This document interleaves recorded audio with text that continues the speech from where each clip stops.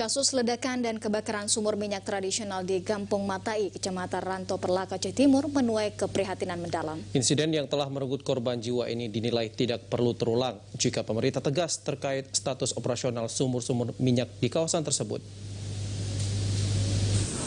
Keprihatinan atas insiden ledakan sumur minyak tradisional disampaikan Usman Lamreng, pengamat yang juga akademisi Universitas Abdul Yatama Aceh.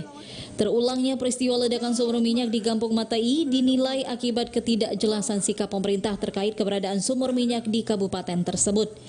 Insiden ini dinilai tidak perlu terjadi karena ledakan serupa juga pernah terjadi di Gampung Pasir Putih, kecamatan yang sama tahun 2018 silam.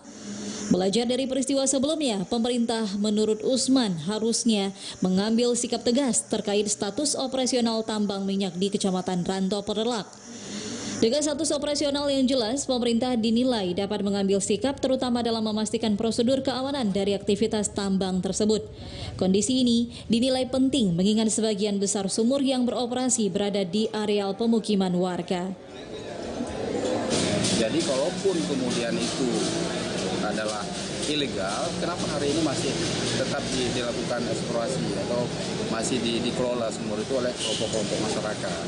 Dan ini perlu diusut secara tuntas dan keterlibatan semua dari pemerintah provinsi, BPMA, kemudian sampai ke kabupaten, sampai ke aparat keamanan. Jadi kalaupun itu sumur itu mau ditutup, ya ada sebuah kebijakan. Tapi kemudian pertambangan itu kalaupun mau dilegalkan dan kemudian dikelola oleh masyarakat, buatlah protap yang dengan baik. Peristiwa yang terjadi Jumat malam sekira pukul 23 waktu Indonesia Barat tersebut mengakibatkan Safrizal, salah seorang korban, meninggal. Warga Kampung Blang Barom tersebut meninggal saat akan dirujuk ke Rumah Sakit Dr. Zainal Abidin Banda Aceh.